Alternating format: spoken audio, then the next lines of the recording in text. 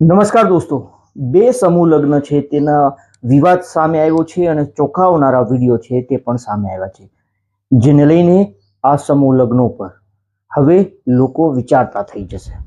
કારણ કે એક મહંતને સમૂહ લગ્નના સ્ટેજ ઉપર બોલાવવામાં આવે છે અને ત્યાં તેની સાથે બાકાઝીકી બોલાવવામાં આવે છે, મતલબ કે તેમના ઉપર હુમલો કરવામાં આવે છે અને આ હુમલો અન્ય કોઈ નહીં, એક વકીલ અને અન્ય લોકોએ કર્યો હોવાની ફરિયાદ દાખલ થઈ છે.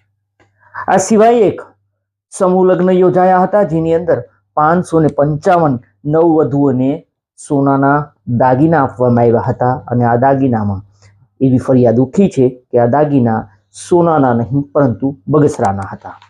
શું છે પૂરી ઘટના, ક્યાંની છે પૂરી ઘટના, એના વિશે વાત કરીએ. વિડીયોની શરૂઆત કરીએ. નમસ્કાર દોસ્તો, હું છું દિલીપ મોરી અને આપ જોઈ રહ્યા છો નમસ્તે ગીર. સમૂહ લગ્નનું આયોજન એટલા માટે કરવામાં આવે છે કે જે ગરીબ અને મધ્યમ વર્ગના દીકરા દીકરીઓ હોય તેના માતા પિતાને બોજ ના પડે લગ્નનો અને તેના લગ્ન છે તે શાંતિપૂર્ણ રીતે અને ઓછા ખર્ચે થઈ જાય. પરંતુ લોકો પણ આ સમૂહ લગ્નમાં પેટ ભરીને દાન આપતા હોય છે. પરંતુ હવે સવાલો ઉઠ્યા છે કે હવે સમૂહ લગ્નોમાં કોઈ દાન આપશે, કારણ કે આ બે ચોંકાવનારી ઘટના આપણા ગુજરાતમાંથી સામે આવી છે. પહેલી ઘટના જોઈએ તો રાજકોટના કુવાડવા વિસ્તારની છે. આ કુવાડવા વિસ્તારની અંદર સમૂહ લગ્ન યોજાયા હતા. 27 એપ્રિલ 2025ના રોજ સમૂહ લગ્નનું આયોજન કરવામાં આવ્યું હતું. સર્વજ્ઞાતિ સમૂહ લગ્ન યોજાયા હતા. 555 નવદંપતીઓએ પ્રભુતામાં પગલાં પાડ્યા હતા. પરંતુ હાલમાં તેમને કરિયાવર આપવામાં આવ્યો હતો, તેમને સોનાની બુટી આપવામાં આવી હતી, સોનું આપવામાં આવ્યું હતું. આ સમૂહ લગ્ન ધામધૂમપૂર્વક પતી તો ગયા, પરંતુ એ સમય વીત્યા બાદ, મતલબ કે હવે આ મહિનાની અંદર સુરેન્દ્રનગરના એક દંપતી હતા જેને આ સોનું મળ્યું હતું. તેણે સોનીને ત્યાં ગયા હતા અને તેને જાણવા મળ્યું કે તે છેતરાઈ ચૂક્યા છે. જી હા દોસ્તો, સોનીએ તેમને જણાવ્યું કે આ સોનું અસલી નહીં પરંતુ બગસરાનું હોવાનું સામે આવ્યું છે, જેને લઈને રાજકોટ પોલીસ સ્ટેશનમાં આ જે સમૂહ લગ્નના આયોજકો હતા તેમના વિરુદ્ધ ફરિયાદ દાખલ કરવા અરજી આપી છે અને આ સમગ્ર મામલે હવે વિવાદ છંછેડાયો છે અને સૌથી મોટો વિવાદ સામે આવ્યો છે. આ જે સમૂહ લગ્ન છે તેનું આયોજન છે તે શિવાજી સેનાના પ્રમુખ વિક્રમ સોરાણી કરતા હોવાનું સામે આવ્યું છે. શિવાજી સેનાના પ્રમુખ વિક્રમ સોરાણી આ સર્વજ્ઞાતિ સમૂહ લગ્નનું આયોજન કરતા હોવાનું સામે આવ્યું છે. આ સિવાય અન્ય એક પિન્ટુભાઈ પટેલ નામના વ્યક્તિનું નામ પણ સામે આવ્યું છે, જેના વિરુદ્ધ ફરિયાદ કરવા અરજી કરવામાં આવી છે. આ વિક્રમભાઈ સોરાણી છે તેનું કહેવું છે, સૌપ્રથમ તો પિન્ટુભાઈ પટેલનું કહેવું છે કે તે તમામ જવાબદારી હોય છે તે વિક્રમભાઈ સોરાણીની હોય છે.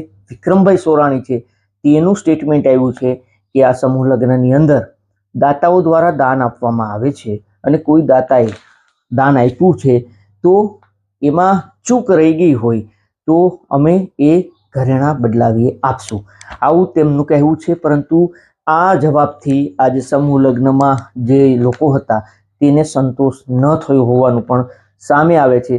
સવાલ એટલા માટે ઉઠે છે કે દર વર્ષે આ સમૂહ લગ્નનું આયોજન થતું હોય છે અને લાખો રૂપિયા છે, અનેક મોટી સંખ્યામાં રૂપિયા છે તે લોકો દાન કરતા હોય છે આ સમૂહ લગ્નોની અંદર, જેને લઈને આશંકાઓ સેવાઈ રહી છે કે શું આ સમૂહ લગ્ન એક ધંધો નથી થઈ ચૂક્યો ને, આ સમૂહ લગ્ન એક ભ્રષ્ટાચારનું સાધન નથી બની ગયું ને, આ સમૂહ લગ્નમાં આ રીતે છેતરપિંડી તો નથી થતી ને, આવા સવાલો ઉઠી રહ્યા છે. હવે લોકો સમૂહ લગ્નમાં દાન આપતા પહેલા 10 વખત વિચારશે.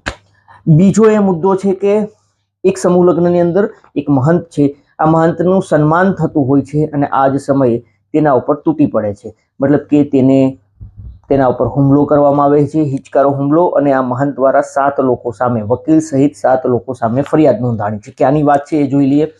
આપણું કચ્છ છે અને કચ્છનું નખત્રાણા છે. આ નખત્રાણાનું નાગલપર કરીને એક ગામ છે અને આ ગામની અંદર ગુરુ ગરવા સમાજનું 18મો સમૂહ લગ્નોત્સવનું આયોજન કરવામાં આવ્યું હતું.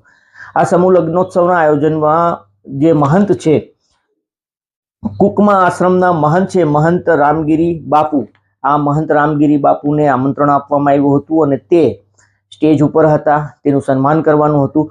આ જ સમયે જ્યારે તેનું સન્માન કરવાનું હતું એ જ સમયે તેના ઉપર એક વકીલ છે જે માંડવીના વકીલ હોવાનું મનાય છે, રમણીકભાઈ ગરવા. આ રમણીકભાઈ ગરવા નામના માંડવીના વકીલ છે, તેણે તેના ઉપર એકાએક હિચકારો હુમલો કર્યો હતો. આ મહંત ઉપર તૂટી પડ્યા હતા. ત્યાં જે લોકો હતા તેણે તેને રોકવાના પ્રયાસ કર્યા હતા. આ મહંતે ફરિયાદ નોંધાવી છે. આ વકીલ છે રમણીકભાઈ સહિત 7 લોકો સામે મારવાની ફરિયાદ નોંધાવી છે. એટલું જ નહીં,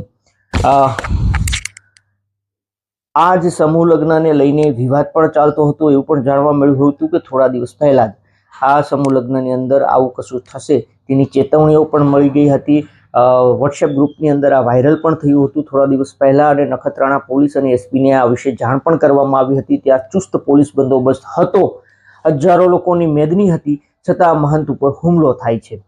તો દોસ્તો, આ 2 સૌથી મોટી ખબર છે જે સમૂહ લગ્નોત્સવને લઈને છે. અને સમૂહ લગ્નોને લઈને હવે વિવાદો સામે આવ્યા છે, જેને લઈને આ ભવિષ્ય છે સમૂહ લગ્નનું, તેના સામે સવાલો ઉઠ્યા છે કે લોકો દાન આપશે કે કેમ, લોકો હવે આ સમૂહ લગ્નો ઉપર ભરોસો કરશે કે કેમ, આવા પણ સવાલો ઉઠ્યા છે.